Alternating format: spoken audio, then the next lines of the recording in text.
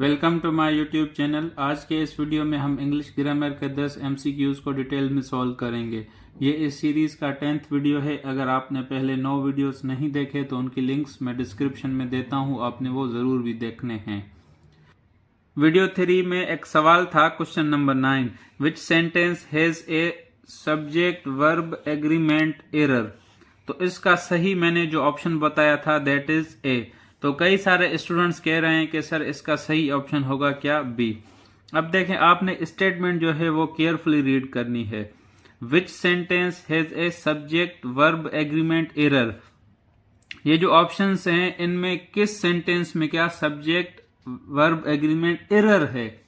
Every student in the class are studying for the exam. अब every के साथ as you know का singular लगता है, इसके साथ every student is studying in the class. Technically sentence तो ये ठीक है, लेकिन स्टेटमेंट क्या है, हमें एरर बतानी है कि किस सेंटेंस में एरर है। तो ऑप्शन क्या होगा, ए।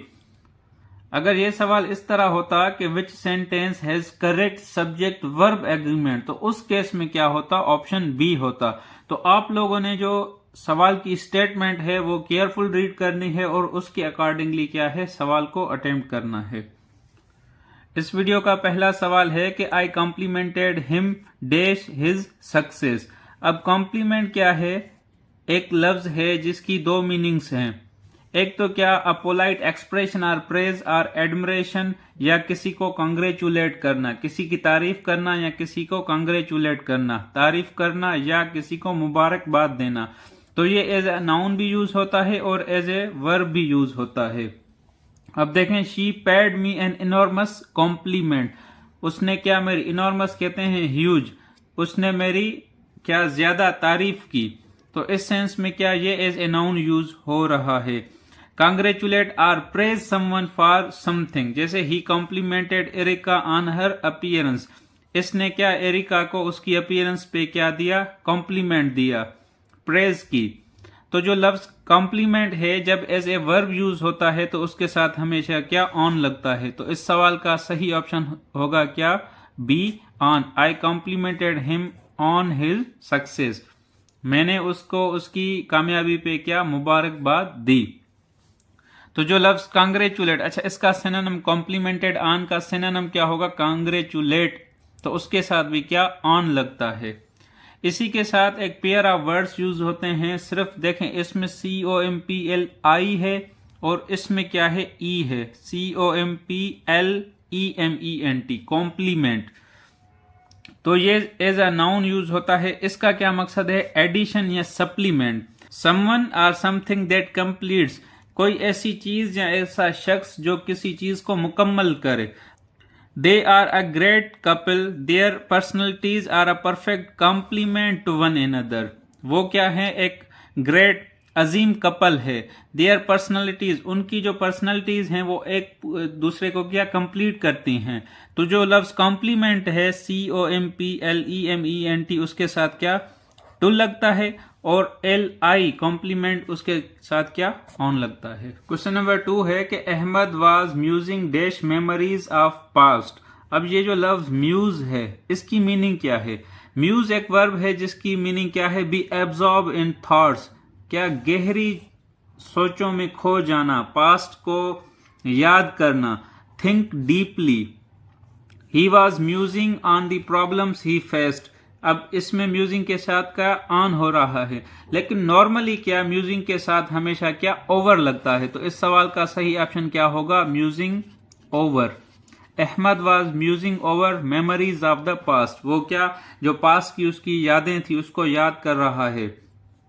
लेकिन अगर किसी सेंटेंस में जो ऑप्शन ओवर ना हो एंड ऑन हो तो हम क्या, ऑन लगाएंगे। अगर ओवर भी हो ऑन भी हो तो मोस्ट सुटेबल क्या, ओवर होता है। अच्छा, म्यूज, ये जो दूसरा लफ्ज है मल, MULL, इसकी भी क्या सेम मीनिंग है, think about something deeply. Muse, mull, ponder, ये तीनों क्या है, सिनोनिम्स हैं और तीनों के साथ क्या, ओवर लगता है। म्यूज ओवर, मल ओवर, पॉन्डर ओवर। अब जैसे ये सेंटेंस देखे, शी बिगेन टू मल ओवर दी वेरियस ऑप्शंस, या पॉन्डर का क्या मकसद है, बिफोर मेकिंग अ डिसीजन। ये क्या करते हैं, think deeply before making a decision, ये इस सेंस में यूज होता है। आर रीचिंग अ कंक्लूजन, किसी चीज का कंक्लूजन निकालना हो, डिसीजन लेना हो, तो उसके हिसाब से हम क्या पॉन्डर ओवर करते हैं। तो पॉन्डर, मल, म्यूज तीनों के साथ क्या प्रेपोजिशन ओवर लगता है, ये आपने जरूर भी याद रखने हैं। म्यूज क्या है आपका, वर्ब है, तो म्यूजिंग ये क्या एज ए नाउन यूज होता है। अब इसका क्या मकसद है, अ पीरियड ऑफ रिफ्लेक्शन और थॉट, वो जो वक्त जिसमें बंदा किसी चीज को याद कर रहा होता है। His musings were interrupted by the sound of the telephone, मतलब जब वो अपनी यादों में खोया हुआ था तो उसको क्या, he was interrupted by the sound of telephone. Number 3 है, he is indifferent dash praise and blame. अब लफ्ज इनडिफरेंट की मीनिंग पढ़ते हैं। ये क्या है, एक एडजेक्टिव है। इंडिफरेंट क्या है, एक एडजेक्टिव है जिसकी मीनिंग क्या है, हैविंग नो इंटरेस्ट और सिंपैथी। अनकंसर्न्ड, ऐसा शख्स जिसी को किसी चीज में इंटरेस्ट ना हो, या वो लागर शख्स हो, उसको किसी चीज की परवाह ना हो। तो जो लफ्ज इंडिफरेंट है इसके साथ हमेशा क्या टू लगता है। He is indifferent to praise and blame, और इल्जाम से कोई फर्क नहीं पड़ता। तो जो इंडिफरेंट का सिनोनिम है दैट इज अनकंसर्न्ड। या ये जुमला देखें, most workers were indifferent to foreign affairs, adjective है उससे क्या एक नाउन निकलता है इनडिफरेंस, जिसका क्या मकसद होता है, लेक ऑफ इंटरेस्ट या कंसर्न। क्वेश्चन नंबर 4 है कि we are very indignant dash the injustice done to him. अब ये लफ्ज पढ़ते हैं, जो इंडिग्नेंट है इसका मकसद क्या है। इंडिग्नेंट बेसिकली एक एडजेक्टिव है जिसका मकसद क्या है, फीलिंग और शोइंग एंगर, गुस्सा होना, अनहैप्पी, किसी चीज के लिए नाखुश होना।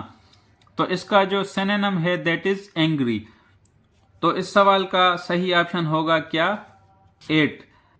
हम इंडिग्नेंट के साथ क्या 8 यूज करते हैं। ये जो लफ्ज एंग्री है ये भी बेसिकली एक एडजेक्टिव है, उसके जो पॉजिटिव डिग्री है वो एंग्री, कंपैरेटिव एंग्रियर, एंड जो सुपरलेटिव डिग्री है दैट इज एंग्रीएस्ट। अब एंग्री के साथ बड़े कंफ्यूजिंग जो प्रेपोजिशंस यूज होती हैं। When you are angry with a person, जब आपको किसी शख्स पे गुस्सा है तो आप क्या विथ यूज करते हैं।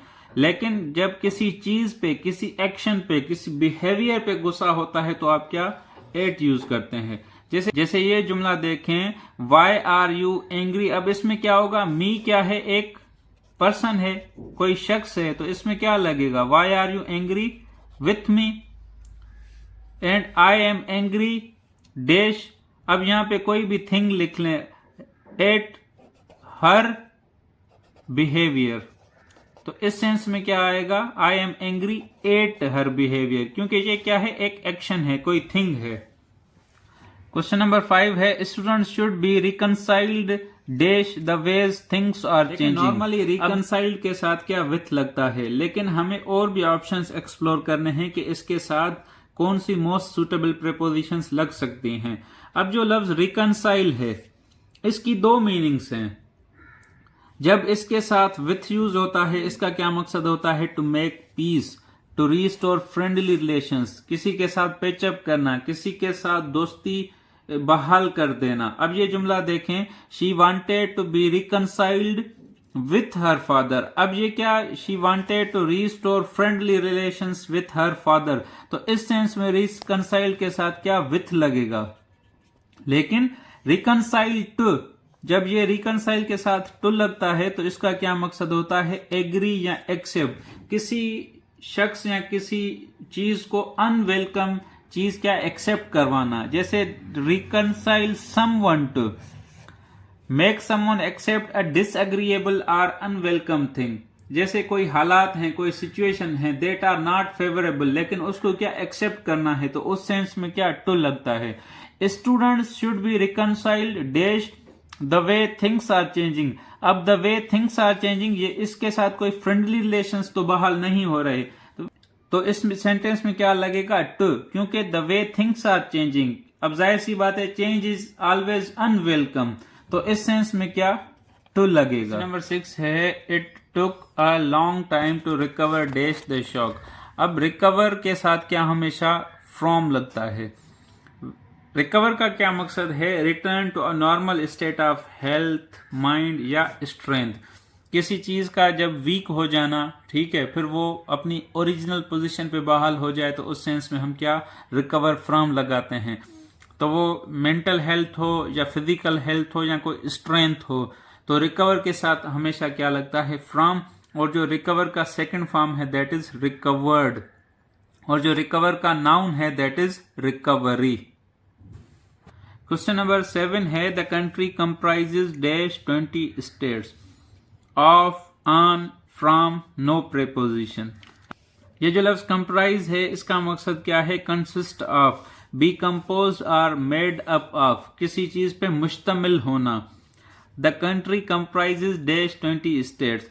ये जो लफ्ज कंप्राइज है इसकी एक्टिव फॉर्म में no preposition. The country comprises 20 state. तो इस सवाल का सही ऑप्शन क्या होगा? D, no preposition. अब ये जो पैसिव फॉर्म में होता है, ये देखें documents are comprised of words, तो पैसिव में इसके साथ क्या ऑफ लगता है, एंड एक्टिव में इसके साथ कोई प्रेपोजिशन नहीं लगती। लेकिन अब इसका जो सिनोनिम क्या है कंप्राइज का? कंसिस्ट। तो कंसिस्ट के साथ एक्टिव या पैसिव दोनों में क्या लगता है? ऑफ लगता है। The crew consists of 5 men। I repeat कि जो कंसिस्ट है इसका एक्टिव हो या पैसिव हो, दोनों फॉर्म में ऑफ लगता है, एंड कंप्राइज का एक्टिव में नो प्रेपोजिशन एंड पैसिव में क्या लगता है? ऑफ लगता है। एंड कंसिस्ट के साथ हमेशा क्या? ऑफ लगता है। कंसिस्ट इन, एक और लफ्ज है कंसिस्ट इन। कंसिस्ट ऑफ और कंप्राइज किसी चीज पे मुश्तमिल होना, लेकिन जब कंसिस्ट इन हो इसका तो मकसद चेंज हो जाता है। To have something as an essential और मेन पार्ट, मतलब किसी चीज का मेन पार्ट, एसेंशियल पार्ट होना। जैसे देखें happiness consists in being satisfied with what you have, मतलब इसका क्या बनेगा कि जो खुशी है उसका जो मेन एसेंशियल एलिमेंट वो क्या है कि बी सेटिस्फाइड, मतलब बंदा सेटिस्फाई रहे with what you have. Question number 8 भी सेटिस्फाइड लफ्ज के साथ ही है कि I am satisfied dash his innocence. Satisfy अब क्या है? मुतमईन होना। उर्दू में इसकी मीनिंग क्या होगी? मुतमईन होना। ये जो लफ्ज सेटिस्फाइड है इसकी 2 सिनोनिम्स हैं, एक है हैप्पी, दूसरा क्या है? कंटेंटेड। तो जो लफ्ज सेटिस्फाइड है इसके साथ हमेशा क्या लगता है? विथ लगता है। इस सेंटेंस में भी देखें कि satisfied with, I am satisfied with his innocence. अच्छा, प्लीज्ड सेम मीनिंग है, सेटिस्फाइड खुश होना, मुतमईन होना, तो प्लीज्ड के साथ भी क्या लगता है? विथ लगता है। क्वेश्चन नंबर 9 है कि the climate is conducive dash good health. अब ये जो लफ्ज कंड्यूसिव है ये क्या है? एडजेक्टिव है। इसका मकसद क्या है? Supportive. Good for, helpful to, supportive, मतलब जो किसी चीज के उर्दू में क्या बोलेंगे? साजगार हो। जैसे देखें the climate is conducive dash good health, ये जो क्लाइमेट है ये क्या है? साजगार है फॉर गुड हेल्थ। तो कंड्यूसिव के साथ हमेशा क्या लगता है? टू लगता है, याद रख लें, कंड्यूसिव टू। इस वीडियो का लास्ट सवाल है कि pour the juice dash the glass, and एक और सेंटेंस है इसी से रिलेटेड कि the juice is dash the glass. अब इनमें एक में इन लगेगा, दूसरे में क्या? इन टू लगेगा। The juice is in the glass, juice क्या है? ग्लास में मौजूद है। अब लफ्ज इन प्रेपोजिशन है, ये कब लगाते हैं? When something is at rest, क्या है? रेस्ट में है, तो उसके साथ हम क्या? इन लगाएंगे। Pour the juice into the glass. अब इन टू कब लगाएंगे? जब कोई चीज क्या हो? मोशन में हो। अब जाहिर सी बात है जब जूस किसी ग्लास में हम पोर करेंगे, डालेंगे, तो क्या मोशन में होगा, तो इस सेंस में क्या? इन टू लगाएंगे। When it is at rest तो हम क्या लगाएंगे? इन लगाएंगे। So this is the end of video. इस वीडियो को अपने दोस्तों के साथ जरूर शेयर करें। Thank you.